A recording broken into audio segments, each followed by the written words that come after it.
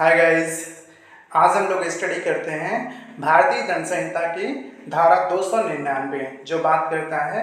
आपराधिक मानववध की। तो आइए समझते हैं कि हम लोग आपराधिक मानववध क्या होता है और यदि किसी व्यक्ति के द्वारा आपराधिक मानववध का अपराध किया जाता है तब उस व्यक्ति को क्या दंड दिया जाएगा। तो आइए इन सारी चीज़ों को समझते हैं हम लोग इलस्ट्रेशन केस लॉ के माध्यम से कि आपराधिक मानववध क्या होता है और यदि किसी व्यक्ति के द्वारा आपराधिक मानववध का अपराध किया जाता है तब उसे क्या दंड दिया।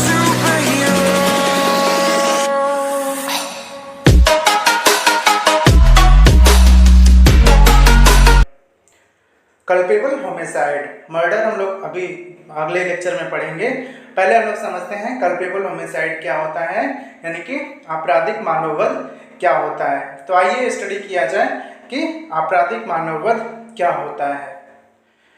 आपराधिक मानववध समझने से पहले हम लोग समझते हैं मानववध क्या होता है, यानी कि होमिसाइड क्या होता है।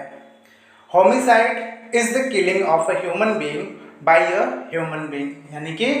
हत्या जो है, जो मानववध होता है वह एक मानव के द्वारा किसी दूसरे मानव की हत्या होती है। इट में इधर बी लॉफुल और अनलॉफुल, और हत्या लॉफुल भी हो सकती है अनलॉफुल भी हो सकती है। जैसे लॉफुल कब होती है किसी व्यक्ति की हत्या, यदि किसी व्यक्ति को माननीय न्यायालय के द्वारा मृत्यु दंड की सजा दी गई है और जल्लाद के द्वारा उसे फांसी पर लटकाया जाता है, जल्लाद के द्वारा फांसी पर लटकाते हुए उसकी हत्या की जाती है, तब इसे लॉफुल होमिसाइड कहेंगे। जबकि यदि विधिक प्रावधानों का उल्लंघन करके, उसे प्रोहिबिट करके, उसे तोड़ते हुए किसी व्यक्ति की यदि हत्या की जाती है तो उसे अनलॉफुल होमिसाइड कहते हैं। Lawful homicide includes several cases falling under chapter 4 of the Indian penal code dealing with the general exception. और लॉफुल होमिसाइड भारतीय दंड संहिता के अध्याय 4 में कुछ साधारण अपवाद दिए गए हैं, जैसे भूल हो गई, मिस्टेक हो गया, नेसेसिटी हो गई, या फिर राइट टू प्राइवेट डिफेंस हो गया, एटसेट्रा। ये ऐसे बचाव दिए जाते हैं एक्यूज्ड को जिसमें किलिंग को, जिसमें होमिसाइड को, जिसमें मानववध को उचित ठहराया जा सकता है। ये विचारण का प्रश्न होता है। विचारण के उपरांत कोर्ट निर्धारित करती है कि यह लॉफुल मर्डर था या फिर अनलॉफुल मर्डर था। अब आते हैं हम लोग भारतीय दंड संहिता की धारा 299 पर। तो आइए समझते हैं कि भारतीय दंड संहिता की धारा 299 में क्या लिखा गया है। कल्पेबल होमिसाइड यानी कि आपराधिक मानववध। According to section 299 of the Indian penal code, whoever causes death by doing an act with the intention of causing death or with the intention of causing such bodily injury as is likely to cause death or with the knowledge that he is likely by such act to cause death commits the offense of culpable homicide। यानी कि भारतीय दंड संहिता की धारा 299 में यह लिखा गया है कि जो कोई मृत्यु करने के आशय से, यानी कि जो कोई व्यक्ति मृत्यु करने के आशय से या ऐसी शारीरिक क्षति कारित करने के आशय से जिससे मृत्यु कारित हो जाना संभाव्य है, यानी कि या तो मृत्यु करना चाहता है या फिर ऐसी शारीरिक चोट कारित कर रहा है, ऐसी शारीरिक चोट पहुंचा रहा है जिससे उसकी मृत्यु हो जाना संभाव्य है, या यह ज्ञान रखते हुए या यह संभाव्य है कि उस कार्य से मृत्यु कारित कर दे, कोई कार्य करके मृत्यु कारित कर देता है, तब यह कहा जाता है कि उस व्यक्ति के द्वारा आपराधिक मानववध का अपराध किया गया है। यानी कि जिस किसी व्यक्ति का यह जो है डेथ कॉज करने का, किसी कार्य के द्वारा डेथ कॉज करने का इंटेंशन है, या फिर उसका ऐसा इंटेंशन है कि वह किसी को ऐसी शारीरिक क्षति पहुंचाए जिससे मृत्यु हो जाना संभाव्य है, और अथवा उसे यह ज्ञान है, यह नॉलेज है उसे कि यह उचित है, यह संभाव्य है, ऐसी पॉसिबिलिटी है कि वह जो कार्य कर रहा है उससे किसी की मृत्यु हो जाएगी, और यदि ऐसे कार्य से वह किसी की जान ले लेता है, वह किसी की हत्या कर देता है, वह किसी की मृत्यु कारित कर देता है, तब यह कहा जाएगा कि उस व्यक्ति के द्वारा आपराधिक मानववध का अपराध किया गया है। आइए समझते हैं essential element of culpable homicide, यानी कि आपराधिक मानववध के क्या आवश्यक शर्त होती है। तो according to section 299 of the Indian penal code, there are following essential elements of culpable homicide. First, causing of death of a human being, यानी कि किसी मानव का हत्या, किसी की मानव की मृत्यु कारित किया जाना। दूसरा, such death must have been caused by doing an act, किसी कार्य के द्वारा वैसे मृत्यु कारित किया जाना। तीसरा, the act must have been done a with the intention of causing death, यानी कि उसका आशय था मृत्यु कारित करना। और दूसरा, with the intention of causing such bodily injury as is likely to cause death, यानी कि उसके द्वारा ऐसी शारीरिक क्षति पहुंचाई जा रही है जिसके द्वारा संभाव्य है कि हो जाए। और तीसरा, या with the knowledge that the doer is likely by such act to cause death, यानी कि अपराधी के द्वारा यह नॉलेज है कि वह जो कार्य कर रहा है उसके द्वारा किसी की मृत्यु हो। इलस्ट्रेशन के माध्यम से समझते हैं कि आपराधिक मानववध क्या होता है, कल्पेबल होमिसाइड क्या होता है। तो पहला इलस्ट्रेशन है, A lays stick and turf over the pit with the intention of thereby causing death और with the knowledge that death is likely to be thereby caused, yet believing the ground to be firm, treads on it, falls in and is killed. A has committed the offense of culpable homicide, यानी कि क जो है एक गड्ढे पर लकड़ियां और घास इस आशय से बिछाता है कि तद्वारा यानी उस कार्य द्वारा, उस लकड़ी और घास के बिछाए जाने के कार्य के द्वारा वह मृत्यु कारित करे, या यह ज्ञान रखते हुए बिछाता है कि संभाव्य है कि इस कार्य द्वारा वह किसी की मृत्यु कारित कर दे,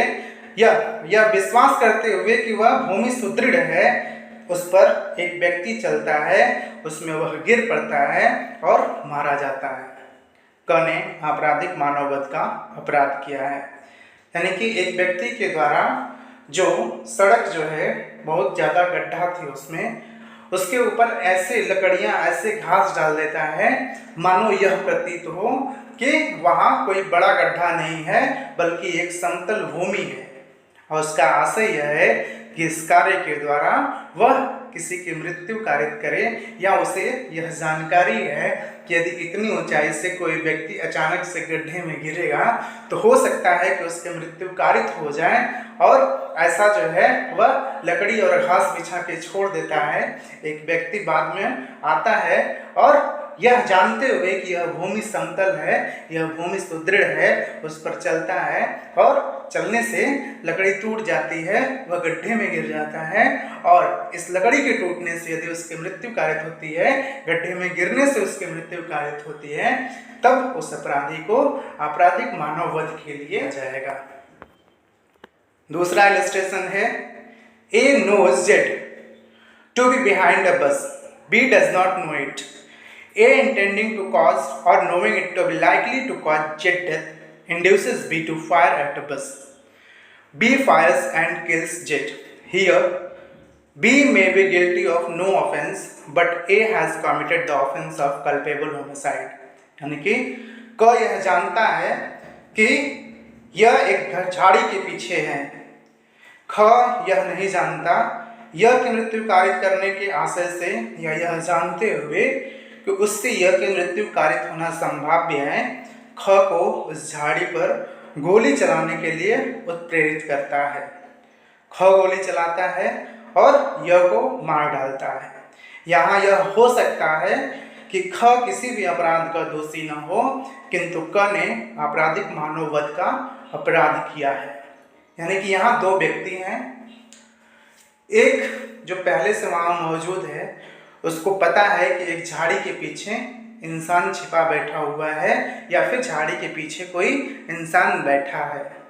तब तक वहाँ दूसरा व्यक्ति आता है जिसके पास गन है और उस व्यक्ति के द्वारा जबरदस्ती उस घास पर इशारा करके यह कहा जाता है कि तुम उस घास पर गोली चलाओ, जबकि उसे नहीं पता था कि उस घास के पीछे, उस झाड़ी के पीछे कोई इंसान बैठा है, और चूंकि उसको पता है कि यह गोली चलाएगा तो उससे उसकी मृत्यु हो सकती है। गोली चलवा रहा है, वह जान रहा है, उसको नॉलेज है कि इसके गोली लगने से उसकी मृत्यु हो जानी संभाव्य है, गोली चलवाता है उस झाड़ी पर। तब जिस व्यक्ति ने अज्ञानतावश गोली चलाई है, संभव है कि उसे कोई दंड न दिया जाए, लेकिन जिसने जानबूझकर गोली चलवाई है उसे आपराधिक मानववध के लिए दंडित। तीसरा इलस्ट्रेशन है, A by shooting at a fowl with intent to kill and steal it kills V, who is behind a bus, A not knowing that he was there. Here, although A was doing an unlawful act, he was not guilty of culpable homicide, as he did not intend to kill B or to cause death by doing an act that he knew was likely to cause death. कि तीसरे वाले स्पष्टीकरण में यह है कि क एक मुर्गे को मार डालने और उसे चुरा लेने के आशय से मुर्गे पर गोली चलाता है, जो ख को झाड़ी के पीछे छिपा होता है, ख नामक एक इंसान को लग जाती है और ख मर जाता है। किंतु क यह नहीं जानता है कि ख नामक इंसान वहाँ है, बल्कि उसके द्वारा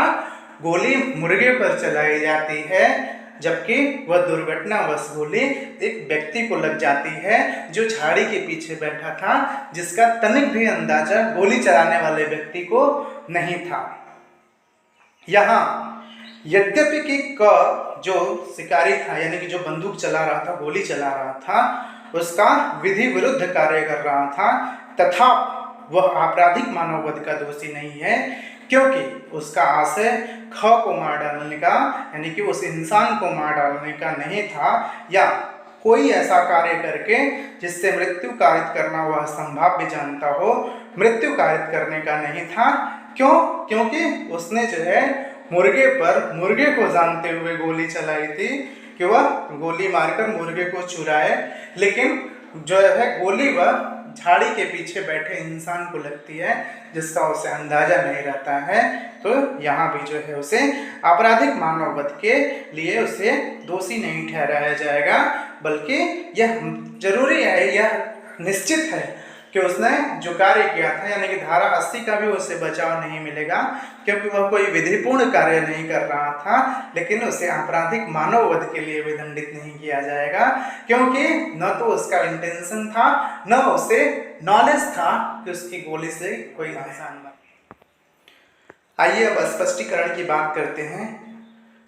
तो धारा 299 का पहला स्पष्टीकरण है, explanation number 1, a person who causes bodily injury to another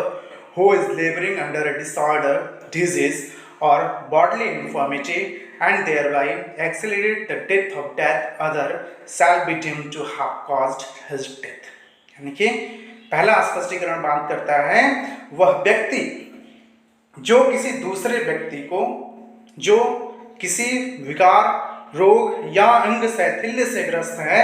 शारीरिक क्षति कारित करता है और तद्वारा उस दूसरे व्यक्ति की मृत्यु त्वरित कर देता है, उसकी मृत्यु कारित करता है, यह समझा जाएगा। यानी कि जो कोई व्यक्ति या तो किसी रोग से पीड़ित है या फिर किसी अंग शैथिल्य से पीड़ित है, उसे कोई क्षति कारित करता है और उससे उसकी मृत्यु को त्वरित यानी एक्सेलरेट कर देता है, तब यहाँ भी जो है उसे मृत्यु दंड के लिए, उसे मृत्यु कारित करने के लिए दंडित किया जाएगा। जैसे कि एक सीरियस रोग से ग्रसित पेशेंट है, हॉस्पिटल में एडमिट है, उस रोग से उसे बहुत भयंकर पीड़ा हो रही है और वह डॉक्टर से कहता है कि साहब यह पीड़ा मुझे बर्दाश्त नहीं हो रही है, आप या तो जो वेंटिलेटर वगैरह है उसे हटा दीजिए या तो मुझे एक जहर की सुई लगा दीजिए जिससे मेरी मृत्यु हो जाए। और यदि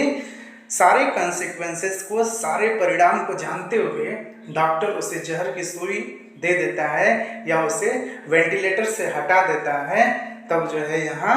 डॉक्टर जो है उसकी मृत्यु कारित करने के लिए प्रोसिक्यूटेड हो सकता है, उस पर मृत्यु कारित करने का अभियोग लगाया जा सकता है, क्योंकि उसे पता है कि पेशेंट को यदि वेंटिलेटर से हटा दिया जाए तो क्या परिणाम होगा, और या तो उसे पॉइजन की सुई दे देते हैं तब उसे क्या उसका परिणाम होगा। इन दोनों दशाओं में यदि ऐसा डॉक्टर के द्वारा करके उसकी मृत्यु को त्वरित किया जा रहा है तो उस डॉक्टर को मृत्यु कारित करने के लिए दंडित किया जाए। दूसरा स्पष्टीकरण है, where death is caused by bodily injury, the person who causes such bodily injury shall be deemed to have caused the death, although by resorting to proper remedies and skillful treatment, the death might have been prevented। यानी कि दूसरा स्पष्टीकरण बात करता है कि जहाँ की शारीरिक क्षति से मृत्यु कारित की गई हो, वहाँ जिस व्यक्ति ने ऐसी शारीरिक क्षति कारित की हो उसने वह मृत्यु कारित की है, यह समझा जाएगा कि यद्यपि उचित उपचार और कौशलपूर्ण चिकित्सा करने से वह मृत्यु रोकी जा सकती थी। यानी कि इसको एक उदाहरण के माध्यम से समझते हैं कि ए एक अपराधी है जिसके द्वारा बी को चोट पहुंचाई जाती है, और उसकी चोट इतनी गंभीर है कि उस चोट के ही दौरान चोट के कुछ घंटों बाद जो है उसकी मृत्यु उसी चोट से होती है। तब जो है अपराधी को यह बचाव नहीं दिया जाएगा, यह कहने का मौका नहीं दिया जाएगा, यह उसे नहीं कहने दिया जाएगा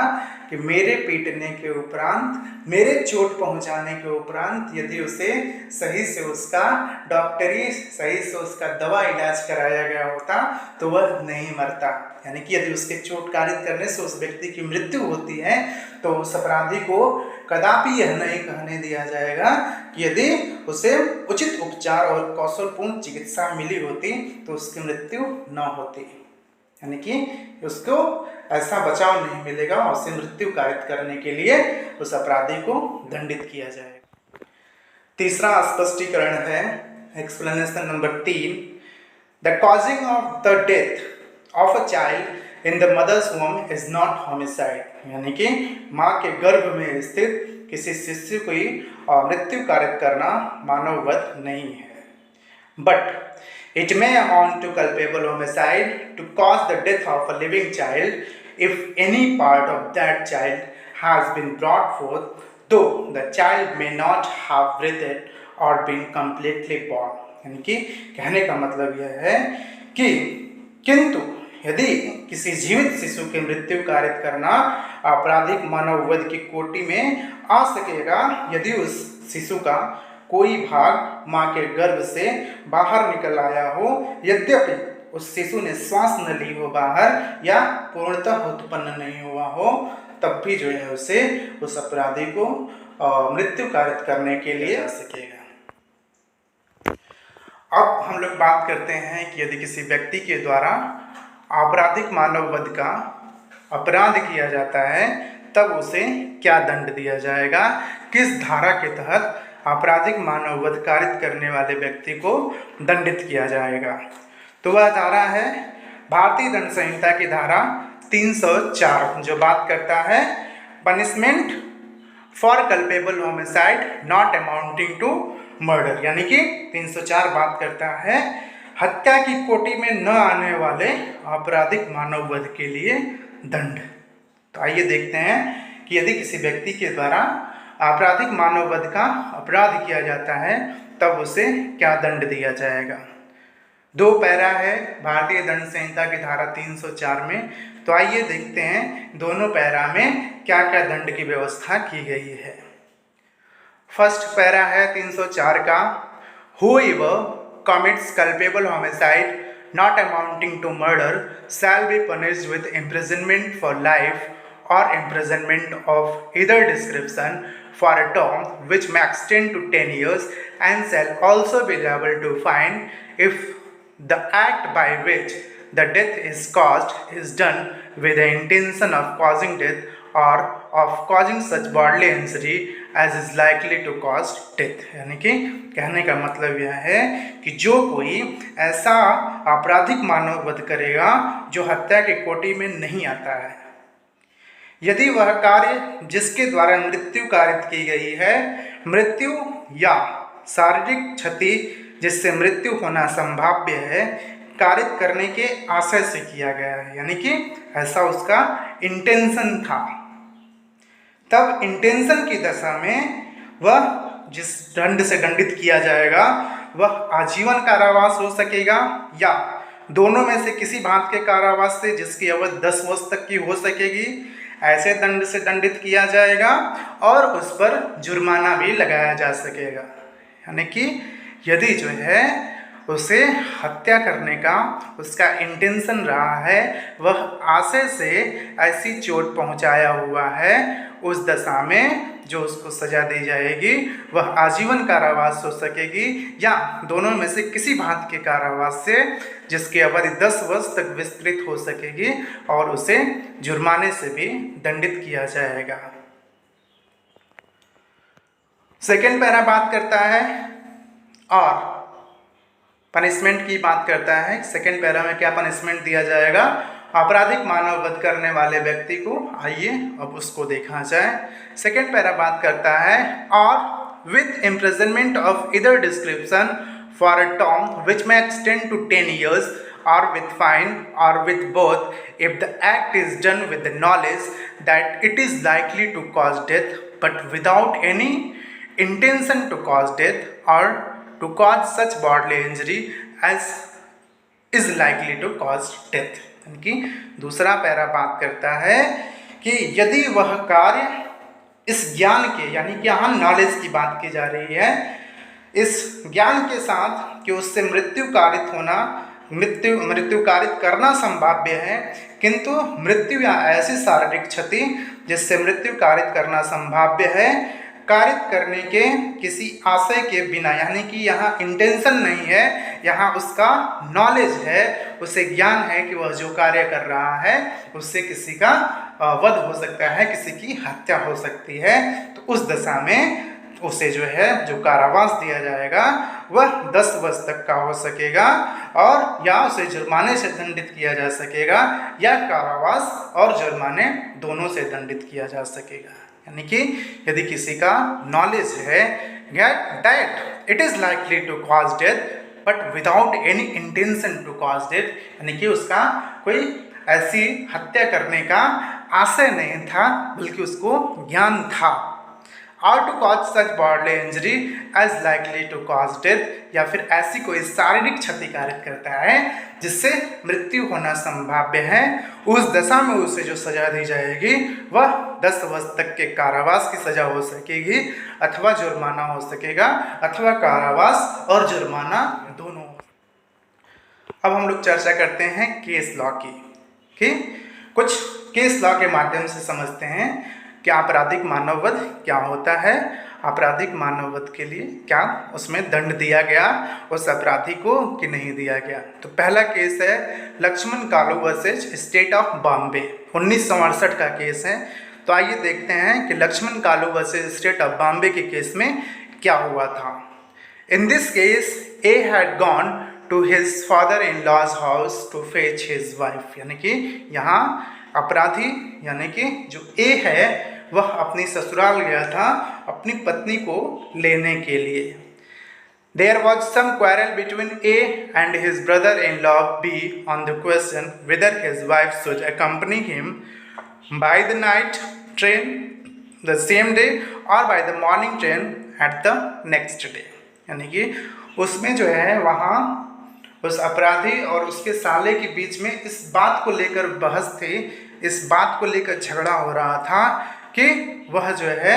इसी शाम को जो है अपनी पत्नी को लिवा के जाए या अगली सुबह किसी ट्रेन से अपनी पत्नी को लिवा के वापस जाए। इस झगड़े में जो है ए के द्वारा जो है साले के ऊपर चाकू से वार किया गया। तो as desired by their in law during the quarrel,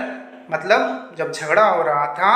तब अपराधी यानी कि जो उसका जीजा था, ए lost his temper and gave one blow with a knife on the chest of B which resulted in his death। यानी कि झगड़े के दौरान उसके जीजा को इतना गुस्सा आ जाता है कि वह चाकू से अपने साले की छाती पर वार कर देता है और उस चोट की वजह से साले की मृत्यु हो जाती है। तब जीजा के ऊपर उसके आपराधिक मानववध के लिए केस लाया गया, उसकी हत्या कारित करने के लिए केस लाया गया। लेकिन कोर्ट ने यहाँ यह हेल्ड किया, it was held that A was under the second part of the section 304 of the Indian penal code for culpable homicide not amounting to murder because death was caused by doing an act with the knowledge that it was likely to cause death. यानी कि यहाँ उसके जीजा को 304 के second para के तहत दंडित किया गया, क्योंकि उसका आशय नहीं था अपने साले को मृत्यु कारित करना, बल्कि जब वह उसके छाती पर चाकू से वार कर रहा था तो उसे नॉलेज अवश्य था कि इस चोट से उसके साले की मृत्यु हो सकती है। इसलिए जो है इसे 300 के भाग 2 यानी कि पैरा 2 पार्ट जो है उसका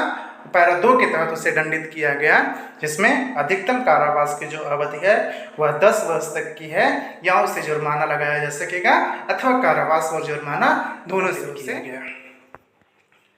दूसरा केस है गणेश डुले का केस, यह 1879 का है। तो आइए देखते हैं कि गणेश डुले वाले केस में क्या हुआ था। In this case, a snake charmer exhibited in public a venomous snake whose fangs he knew had not been extracted, and to show his own skill, but without any intention to cause harm to anyone, placed the snake on the head of one spectator. The spectator, in trying to push off the snake, was bitten and died in consequence. The snake charmer was held guilty of culpable homicide not amounting to murder। यानी कि इस case में एक सपेरा गांव में आकर उस सांप के जो है सांप का एक एग्जीबिशन जो भी प्रदर्शनी होता है उसका खेल दिखा रहा था। यानी कि सपेरे के द्वारा सांप का खेल दिखाया जा रहा था। वहाँ कुछ लोग इकट्ठा होकर उस सांप के खेल को देख रहे थे। तभी अचानक सपेरे के द्वारा एक सांप को एक देखने वाले जो वहाँ देखने वालों में से एक के सिर पर उस सांप को रख देता है। उस सांप के बारे में वह सपेरा जानता है कि यह इसका जो है विष अभी निकाला नहीं गया है, और उसको जो है वह देखने वाले के सर पर रख देता है। जब देखने वाले व्यक्ति के द्वारा उसे झटका देकर सांप को गिराने की कोशिश की गई, तब सांप ने उस देखने वाले व्यक्ति को काट लिया।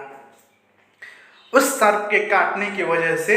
उसकी मृत्यु हो जाती है। यहाँ सपेरा को चूँकि उसे नॉलेज था कि जिस सांप को वह उसके सिर पर रख रहा है वह एक विषैला सांप है, और विषैला होने के साथ साथ अभी उसका विष भी नहीं निकाला गया है, और यह जानते हुए नॉलेज रखते हुए वह उसके सिर पर रखा। भले उसका आशय नहीं था कि उसकी मृत्यु कारित करे, लेकिन उसे यह ज्ञान अवश्य था कि यह एक विषैला सर्प है, इसका विष भी अभी नहीं निकाला गया है, यह यदि उसे काट लेगा तो उसकी मृत्यु हो जाती है। इसलिए उस सपेरे को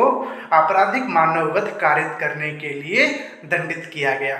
तो ये हम लोगों ने आज पढ़ा कि आपराधिक मानववध क्या होता है, और यदि किसी अपराधी के द्वारा आपराधिक मानववध का अपराध किया जाता है तो उसे क्या सजा दी जाएगी, और कुछ इस पे महत्वपूर्ण केस लॉ का भी अध्ययन किया गया। तो बहुत बहुत दोस्तों आप सबको धन्यवाद।